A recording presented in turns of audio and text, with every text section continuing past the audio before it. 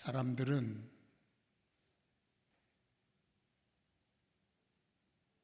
자기 생각이 중요하죠. 내 생각이 중요합니다. 그래서 자신의 생각이 옳다라는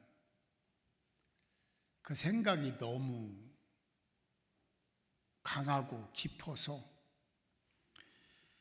자신을 그 스스로 자기 생각 속에 가두어 버리는 경향이 지금 세상에 굉장히 폭발적으로 확산이 되고 있다. 시대 사상이 그렇습니다. 문화가 그렇고 트렌드가 그렇습니다.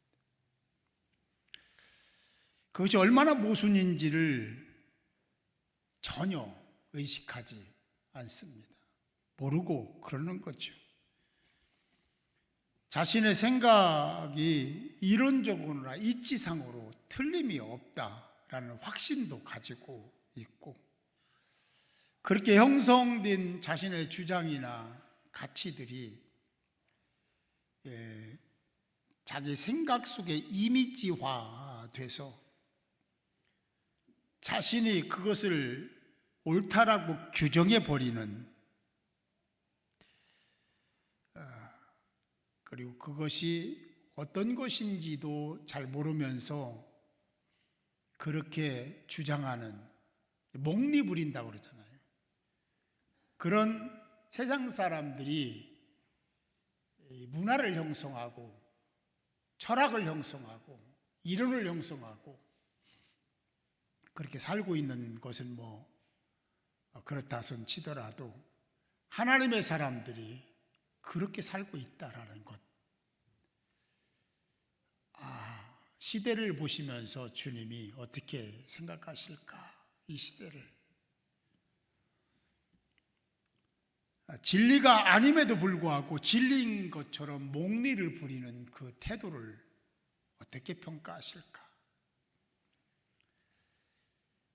그래서 한병철은 이 사회를 피로 사회라고 했습니다. 피로 사회.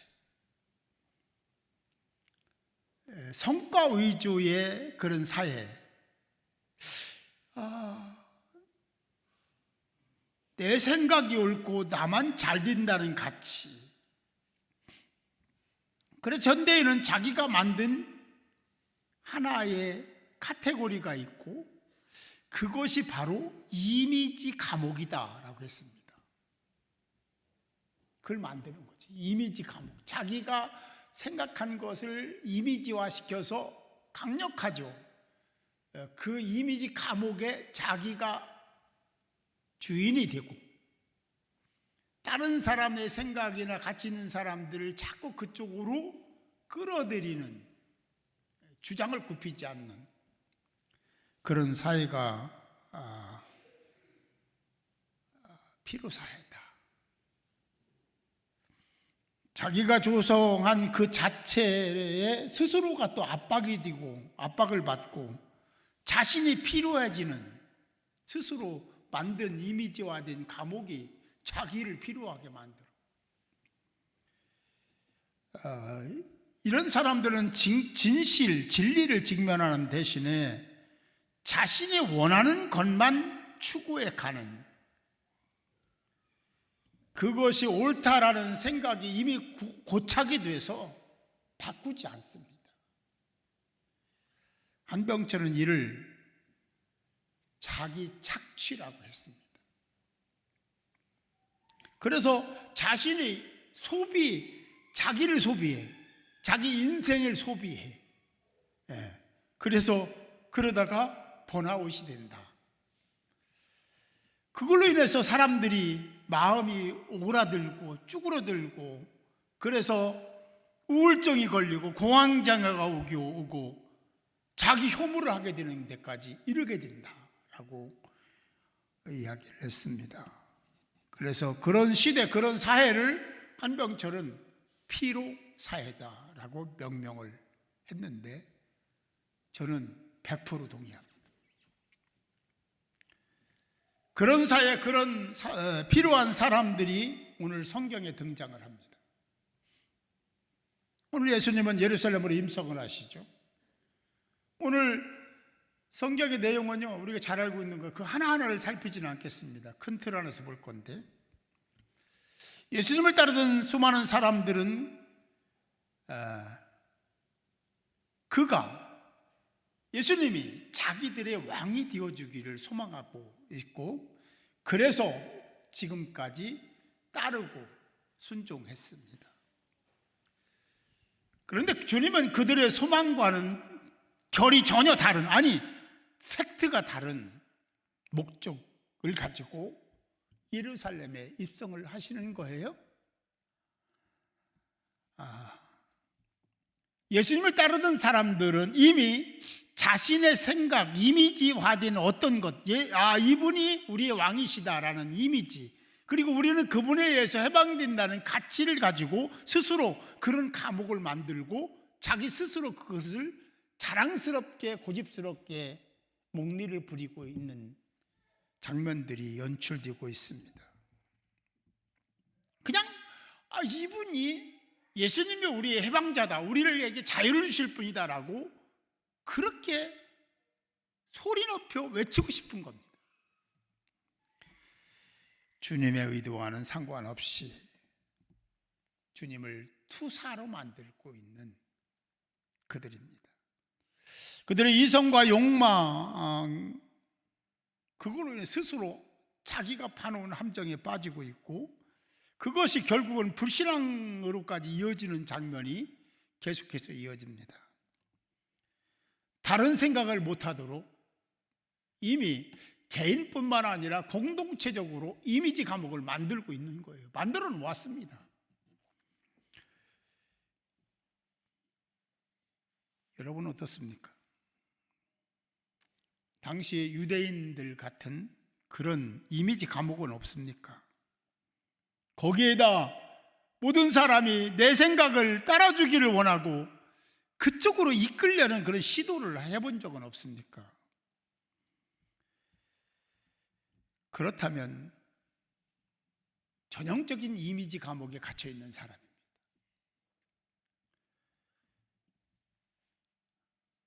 세상을 보면 지금도 그런 이미지라는 건 굉장히 강력하잖아요.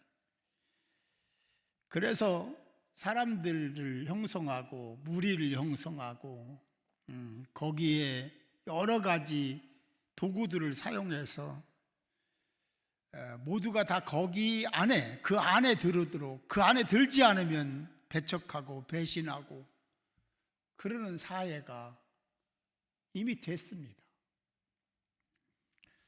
윤리, 도덕이 어디 있습니까? 상식이 어디 있습니까? 법이 어디 있습니까? 나만 잘 되면 되는 세상.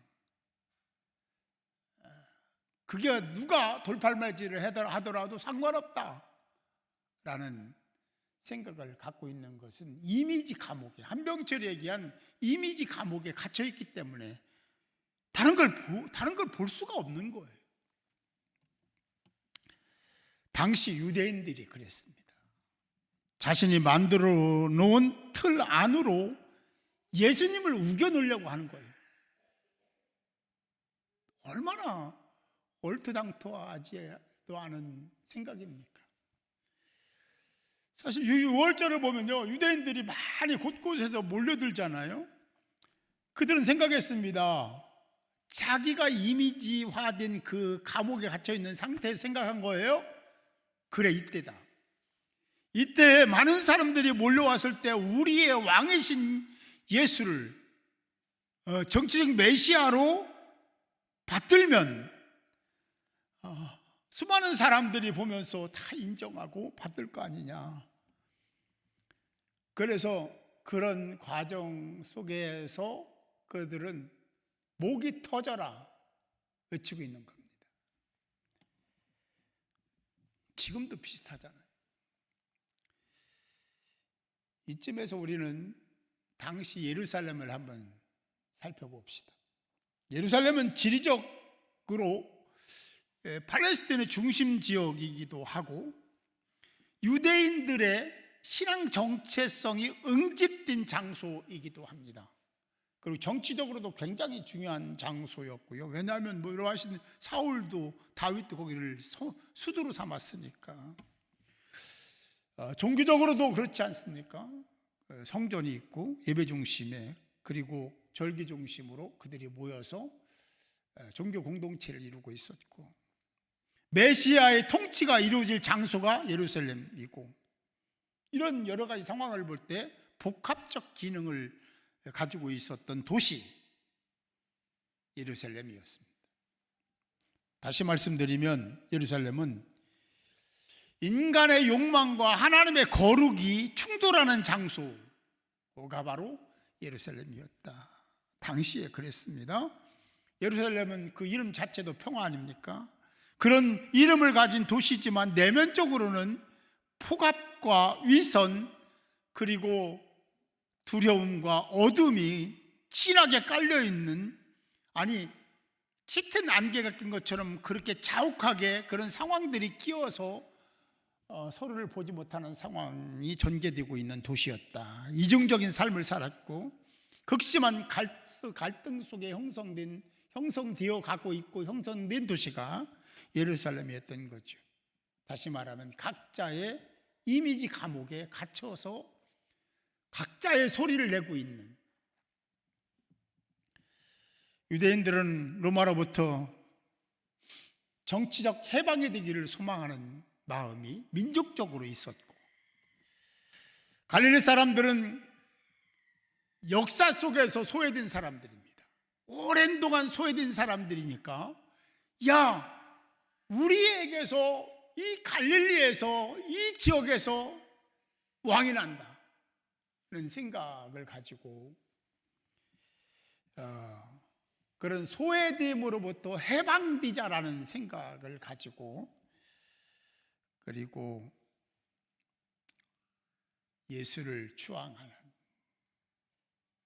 예수님이나 하나님의 의도와는 전혀 상관없는 그것으로 유대인들 전체와 갈릴리 사람들이 의기투합이 되는 겁니다. 왜냐하면 로마로부터 해방되어야 되고 우리는 그런 소외됨으로부터 해방되어야 되는데, 그가 누구냐? 그 역할을 할 사람이 누구냐? 예수다 라고 본 거예요. 그때 주님은 자신의 정체성을 드러내십니다. 대단한 환호 속에 사람들이 그렇게 막 환호를 지르며 추앙하는 그때에 예수님도 거기에 슬쩍 편승해서 얼마든지 그럴 수 있는데, 뜬금없이 예수님은 새끼 나귀를 가져오라.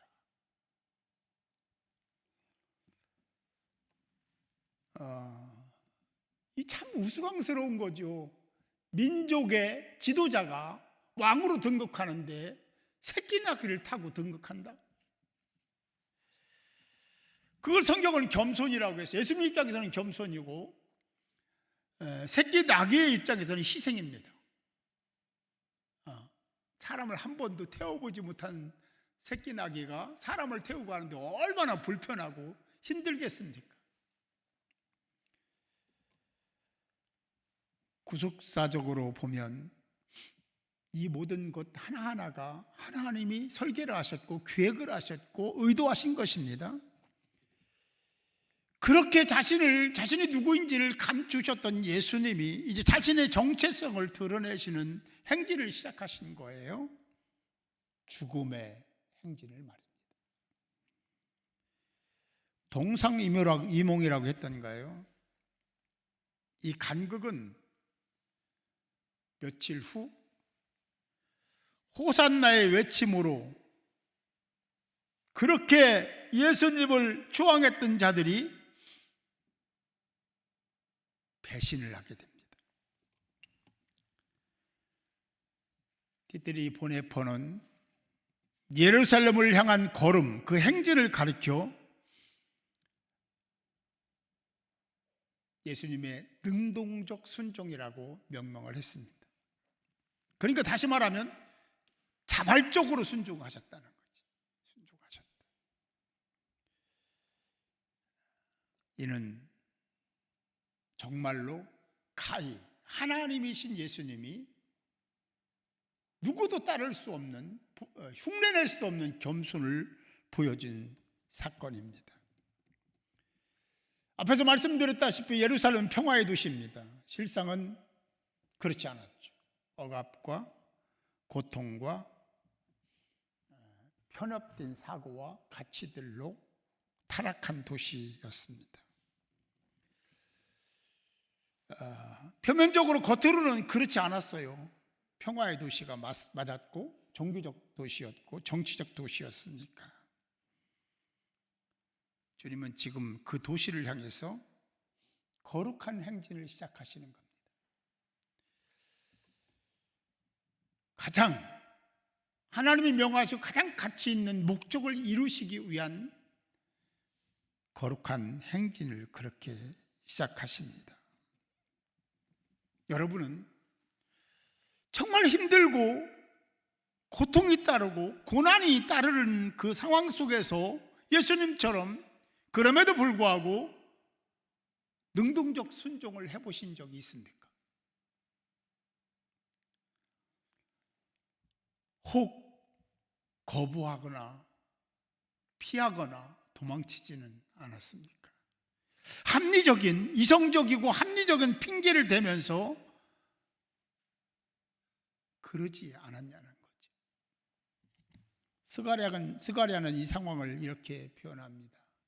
스가랴 9장 9절에 보면 시온에 따라 크게 기뻐할지어다, 예루살렘에 따라 즐거이 부를지어다. 보라, 내 왕이 내게 임하시나니, 내 왕이 내게 임하시나니 그는 공의로우시며 구원을 베푸시며 겸손하여 나귀를 타시나니 나귀의 작은 것 곧 나귀 새끼니라 라고 말씀하고 있습니다.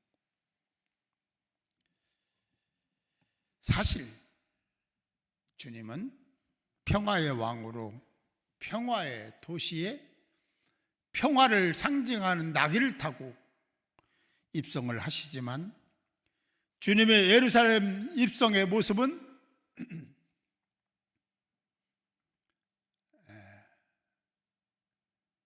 새끼 나귀를 탄 예수님의 모습은 십자가 죽음을 예표하고 있습니다. 이렇게 보면 주님의 예루살렘 입성은 그들의 기대와는 달리 그들의 기대와 소망을 전복시킨 사건이라고 보아도 틀리지 않습니다. 그렇게 주님은 묵묵히 죽음의 길, 십자가의 길을 가고 있습니다. 그런데 사람들은 그걸 전혀 모르는 그 사람들은 호산나 다윗의 자손이여라고 외치고 있습니다. 이 외침은 진짜 우리의 왕, 우리의 구원자, 메시아다라는 의미를 담아서 성경적 가치를 가지고 외친 호산나 다윗의 자손이라는 것이 아닙니다. 우리를 정치적인 그 압박과 압제로부터 해방시켜줄 예수, 우리가 역사적으로 소외되어 있는 것을 해결해 주시고 자유를 주시기 위한 예수로서의 다윗의 자손이다라는 의미를 가지고 있는 거죠. 그들은 얘기합니다. 그 뜻이 그래요. 우리를 구원하소서, 지금 구원하소서. 절박한 외침이었습니다. 왜냐하면 그들에게는 그런 정치적 메시아가 절대적으로 필요했었거든요. 광적으로 외쳤던 그들이 언제 그랬냐는 듯이 배신의 칼을 들고 예수를 향해서 외칩니다. 예수를 십자가에 못 박아라. 예수를 죽여라. 여러분은 정말 예수님을 배신한 적이 없습니까? 뭐가 배신일까요? 여러분은 앞으로도 주님을 배신하지 않을 것을 약속할 수 있겠습니까? 유대인들처럼 말입니다. 예수님의 제자들처럼. 예수님의 예루살렘 입성은 당시의 그런 정치, 경제, 종교 모든 분야를 긴장시킨 사건이었습니다. 그렇게 불안과 두려움 속에 떨어야만 했던, 그래서 엄청난 감당할 수 없는 소용돌이가 일어나고 있는, 정치적으로나 영적으로나 그런 상황에 대해서 성경은 이렇게 표현합니다. 온 성이 소동했다. 소동하다라는 의미는 땅이 흔들리다, 지진이 심하게 일어나다, 뭐 그런 뜻입니다. 이스라엘 공동체, 그들이 정치적, 영적인 지도자든 소외돼서 갈릴리 지역에 살고 있던 사람이든 간에 그들은 나름의 어떤 자기의 가치관과 목적을 가지고 이미지 감옥을 형성한 그 상태에서 충분한, 자기 나름대로의 충분한 기대와 소망 속에서 그렇게 사는 것이 곧 혼란과 흔들림을 부추기는 것이라는 것은 까맣게 생각하지 못한 상태에서 그런 나름의 목적을 향해서 저마다 가고 있는 겁니다. 그도 그럴 것이, 당시 예루살렘에는 불의한 종교 지도자들, 정치인들이 많았고 죄를 지으면서도 그 죄인지도 모르는 사람들이 많았기 때문에 뭐 그럴 수 있는 거죠. 그들은 그런 상태에서 하나님의 공의 앞에 떨고 두려워하는 것입니다.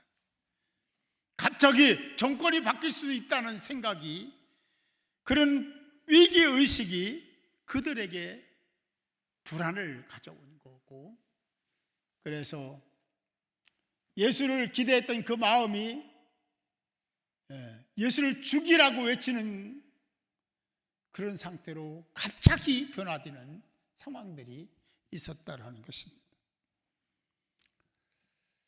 그런 상황 속에서 소동하던 그들은 이렇게 소리를 칩니다. 이 사람이 누구냐? 예수가 누구냐? 이는 누구냐? 누구간데 이렇게 흔들어대는 거냐?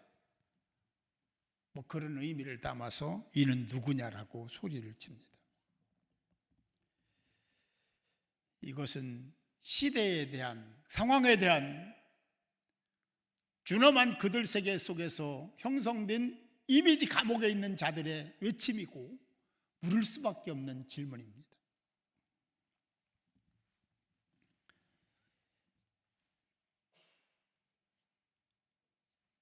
진기한 장면이 아닐 수가 없습니다.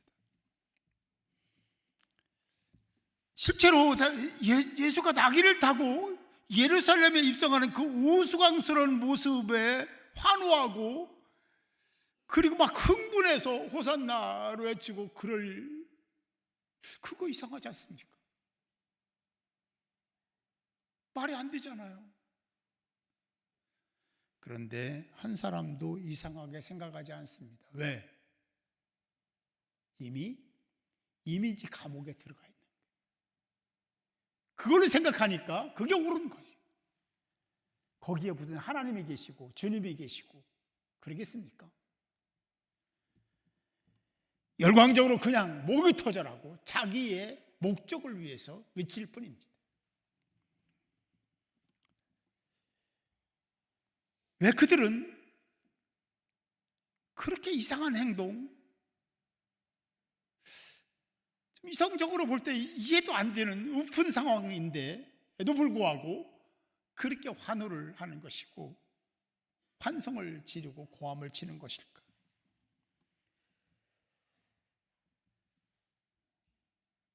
예루살렘은 그렇게 소용돌이 속에 들어갑니다.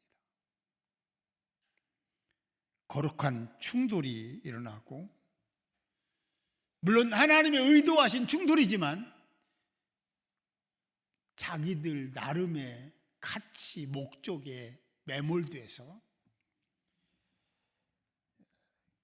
그런 혼탁한 사회를 만들고 있는 거죠. 불의와 공정 사이에서, 로마 군정과 예루살렘으로 행진하는 세력들 사이에서 팽팽한 긴장 상황과 혼란한 상황이 이어지고 있습니다. 왜 그런 일이 일어나고 있는지 아무도 모르는 채 말입니다. 여러분은 아무도 눈치채지 못하고 각자 저마다의 소리를 내고 있는 이 모습을 어떻게 생각하십니까? 그러나 이 예루살렘 상황은, 예루살렘의 그런 상황은 하나님의 계획이었고 하나님의 뜻이었다. 부정할 수 없습니다. 구체적이고 민감하며 과감한 이 행진은 철저히 하나님이 계획하셨고 하나님의 섭리 가운데 진행이 됐습니다. 하나님은 사람들이 기대하고 소망하는 것과는 전혀 다른 길, 한 번도 가보지 못한 그 길을 계획하시고 이끄십니다. 그 길은 십자가의 길입니다. 그 길은 고난의 길이요, 죽음의 길입니다. 주님은 그 하나님의 섭리 속에서 순응하고 순종하고 자기를 내려놓고 복종하는 거예요.